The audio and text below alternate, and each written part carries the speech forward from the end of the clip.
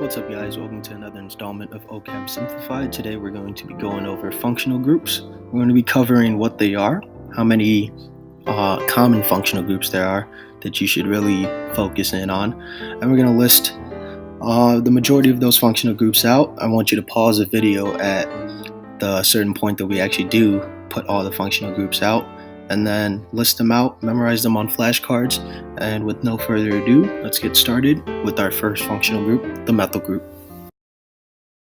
So first we'll start off with a review on bond length structure, right? And it's very important to remember that the molecule to your left, those endpoints, those segments at the end represent carbons, right? So at each point that you branch to a new line, that's going to indicate that you have a new carbon, right? And then the green represents that functional group. Remember, the longest parent chain is going to dictate what the name of the molecule is. So in this case, we have 1, 2, 3, 4, 5 carbons, which means we're dealing with a pentane molecule. So anything sticking out of our longest chain is going to be a functional group. So clearly our longest chain is going to be the 5 carbons around, and then we're going to have that 1 carbon sticking out. Anytime we have a carbon sticking out like that, we call that a methyl functional group. Now, in this next molecule we see that in the blue, we have 5 carbons going bidirectionally. So if we want to count the carbons going down, then we will have 5 carbons. If we want to count the carbons going horizontally, then we will also have 5 carbons. So in this case, it doesn't really matter what you consider your functional group, because as you can see with the green extension from the bottom carbons 4 and 5, and then that circle, that green circle around the horizontal extension of the carbons in black 4 and 5, here we can see that both can be considered our ethyl groups because the longest parent chain for either branch is going to be 5.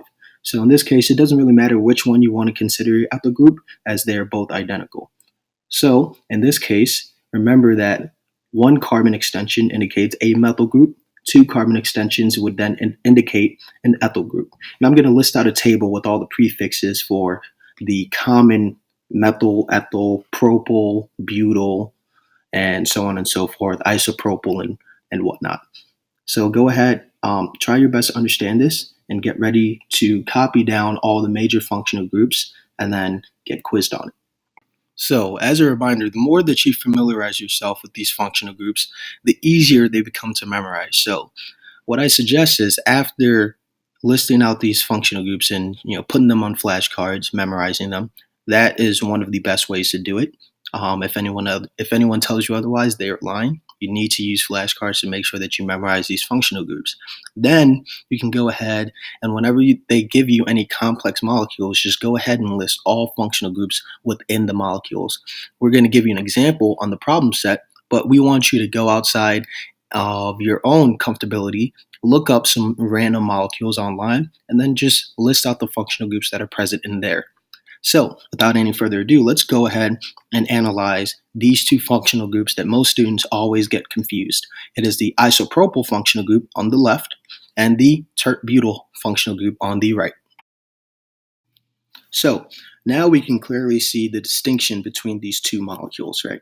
We can see that the propyl group always indicates that you have a 3 carbon extension, and then the butyl group always indicates that you have a 4 carbon extension, right? So the best way to remember the differences between isopropyl and tert-butyl is that isopropyl is Y-shaped and tert-butyl is chicken feet.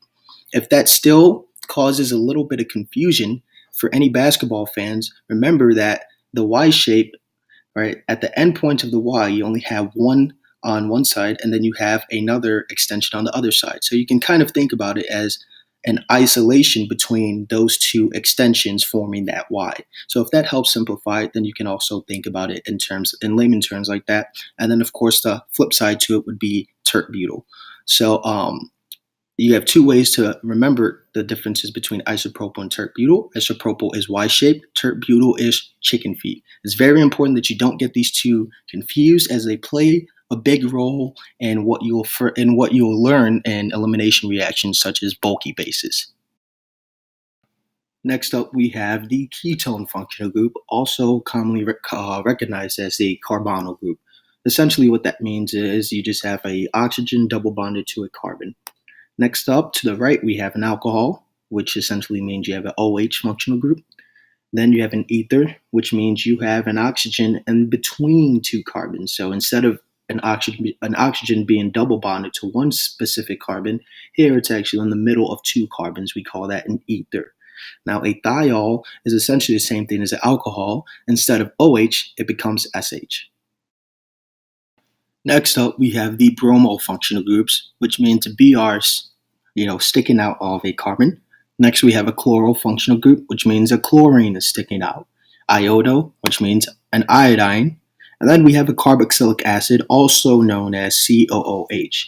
Remember, in organic chemistry, we are relatively lazy, so typically you won't see many carboxylic acids listed out with the carbonyl group and then the alcohol functional group. You might typically always see it as COOH. So it's very important to recognize that you do have one carbon, two oxygens, and a hydrogen in that carboxylic acid functional group in the green circle.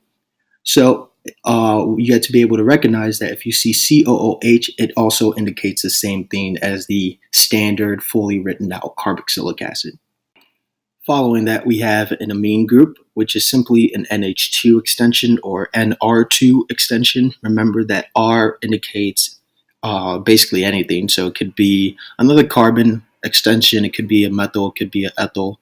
As long as there are two things attached to that nitrogen and that nitrogen is sticking out as a functional group.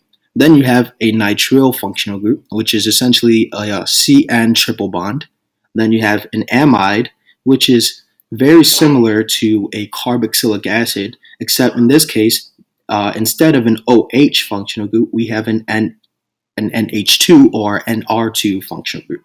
Then we have an alkene. An alkene is essentially just a double bond within the parent chain, or it could be an extension. Typically, you won't see that many alkenes in non-complex molecules that aren't within the parent chain. But an alkene just represents a CC double bond. So here we see we have two types of alkynes. We have a general alkyne, which basically indicates that you have a CC triple bond, right? And it continuously extends, or it extends past one more segment. A terminal alkyne indicates that you have an H at the end of a CC triple bond, meaning that you can no longer extend from that side at which the H is at. Why can't you? Because if hydrogen, we know, only has one valence electron and wants to become like helium, which has two valence electrons, meaning hydrogen can only form one bond. If hydrogen is already bonded in that triple bond in the alkyne, then you can no longer extend from the point at which the hydrogen stands.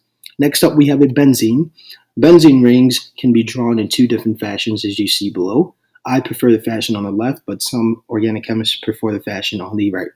An acyl halide indicates another type of carboxylic acid derivative, except instead of an OH functional group, now you're dealing with a Cl functional group. So here we have a aldehyde versus a standard ketone. Remember that an aldehyde is terminal, which, referring back to alkynes, means that there's an H at the end point. So as you can clearly see, there's an H next to the carbonyl group, or the CO double bond, which indicates that this is going to be terminal, therefore an aldehyde. A ketone can have any forms of extension out, which would then either keep it as a ketone or change it to a carboxylic acid derivative. So that's a big distinction that you need to be able to make between seeing a ketone versus an aldehyde.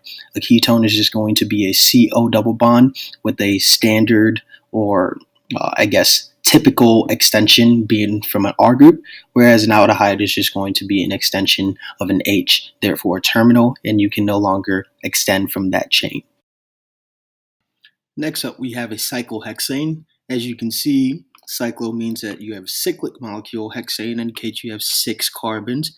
As you can see listed out in the green, you have 6 carbons in a cyclic fashion, therefore cyclohexane. Next up, you have an epoxide. An epoxide is essentially a triangle with an oxygen at the top. So it's similar to an ether, except that it encloses itself. So the difference with the ether is that the chain typically always continues, but for an epoxide, the oxygen is fashioned in a way that you have a closed triangle in which the oxygen is at the top. So that's an epoxide. Typically, you won't see that until you get to the later parts of organic chemistry for nucleophilic substitution reactions and other forms of epoxide reactions. So guys, as you can see, functional groups are going to play a major role in organic chemistry. They're going to play a major role in the reactions that you're going to be engaging in. And it's very important that you get these functional groups down ASAP. You cannot wait to get these functional groups down, because then it's going to only hinder your progress in organic chemistry.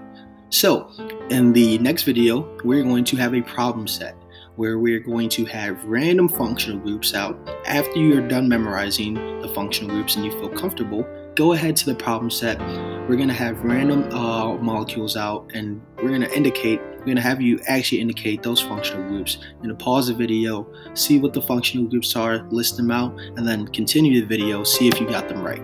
So without any further ado, we're going to end this segment of functional groups lesson plan, and then you can go ahead and look at the functional groups problem set.